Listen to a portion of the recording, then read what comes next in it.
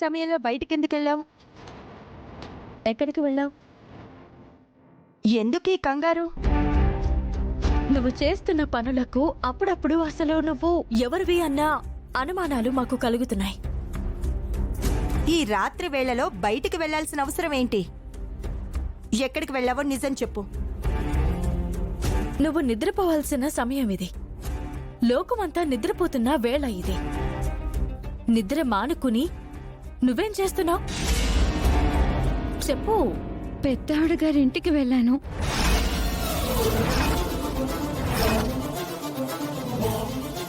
ఈ సమయంలో ఆ ఇంటికెందుకు? సంక్రాంతికి మిమ్మల్ని మాయ ఆహ్వానించిన దగ్గర నుంచి నా మనసు ఆందోళన చెందుతుంది. మీకు వ్యతిరేక దిశలో పయనిస్తున్న ఓ ఆడది మీ మాంగళ్యాన్ని దోచుకోవాలని ప్రయత్నిస్తున్న ఓ మాయ లేడి యొక్క నిజస్వరూపం బయట పెట్టడానికి మన దగ్గర ఎటువంటి ఆధారాలు లేవు. తన వలన ముందు ముందు ఎలాంటి అనర్థాలు జరగబోతున్నాయో తాళపత్రాల ద్వారా తెలుసుకుందామని వెళ్ళాను. అందులో ఏం రాస్తుందో చదివాను. ఏం రాస్తుంది?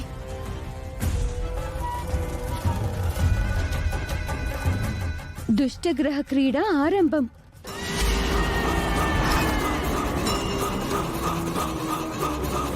దుష్టగ్రహ పీడ అనర్థం.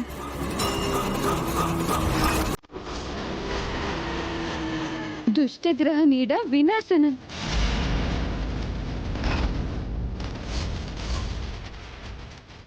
కలిసి రాని కాలం కాటువేయుటకు సిద్ధం.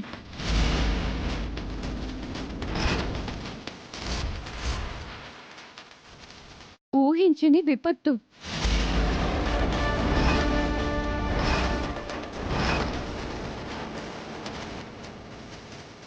సుడిగుండంలోకి చేరనున్న కట్టమనేని వంశం.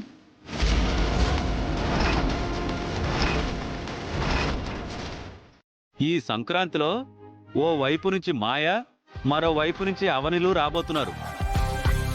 పండగలో ఎటువంటి ట్విస్టులు ఉండబోతున్నాయో ఏంటో. ఏముంటాయి? మనందరం కలిసి మాయతో పండగ జరుపుకోవడం అవనికి ఇష్టం ఉండదు కాబట్టి చెడగొట్టడానికి ఏదో ఒక ప్రయత్నం చేస్తూ ఉంటుంది. ఆ విషయంలో అందరం కొంచెం జాగ్రత్తగా ఉంటే అయిపోతుంది.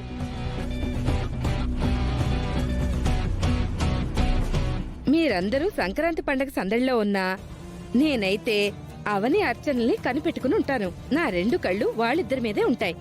2 కళ్ళు కాదు వసంత గారు, 4 కళ్ళు నేను కూడా కనిపెట్టుకుని ఉంటాను. మ్మ్.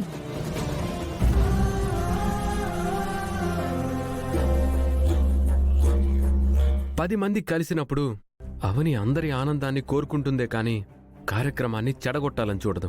అరే, అవని గురించి మరీ అంత పాజిటివ్ గా మాట్లాడకరా బాబు.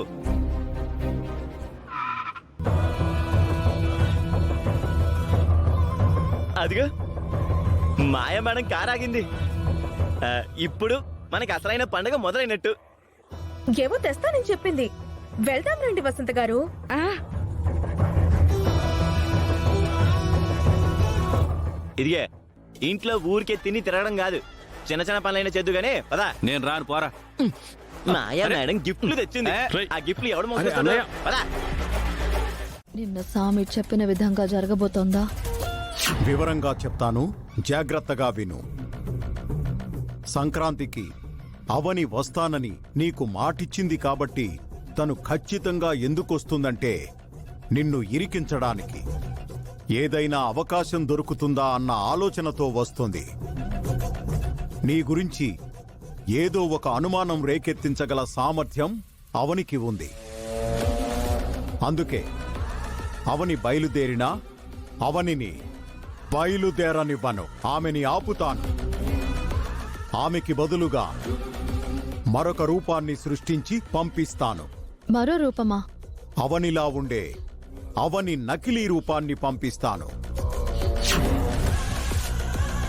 అసలు అవని తనింట్లో బందీగా ఉండిపోతుంది, ఓ జీవశ్చవంలా. నకిలీ అవని అందరి మధ్య చైతన్యంగా తిరుగుతుంది. ఎందుకలా? దానివల్ల ఉపయోగం ఏంటి? ఏ రాయి అయితేనే పళ్ళు ఊడగొట్టుకోవడానికి అన్నట్టుంది. సమస్య అవనైనప్పుడు తను ఏ రూపంలో ఉంటే మాత్రం ఏ లాభం? అంత తెలివి తక్కువతనంతో ఆలోచిస్తానని ఎలా అనుకున్నారు? నకిలీ రూపంలో ఉన్న అవని నువ్వు ఆడమంటే ఆడుతుంది, పాడమంటే పాడుతుంది, నిలబడమంటే నిలబడుతుంది, కూర్చోమంటే కూర్చుంటుంది, ఉండమంటే ఉంటుంది, పొమ్మంటే పోతుంది. పూర్తిగా నీ ఆధీనంలో ఉంటుంది. మంచి సమయం చూసి నకిలీ అవనికి ప్రమాదం జరిగేలా చేయి. ప్రాణం పోయేంతలా అందరూ నమ్మే విధంగా అవనిని ఆడించు. ఆఖరి కోరికగా అక్షయ్ని చూడాలనుందని అర్చన ముందు అనిపించు.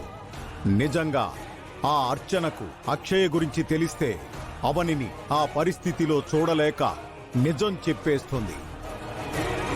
ఓ తల్లి ప్రేమను, పేగుబంధాన్ని అడ్డం పెట్టుకొని ప్రయత్నించు. ఫలితం ఖచ్చితంగా ఉంటుంది. నా కుతంత్రం ఇప్పుడు నీకు పూర్తిగా బోధపడిందా?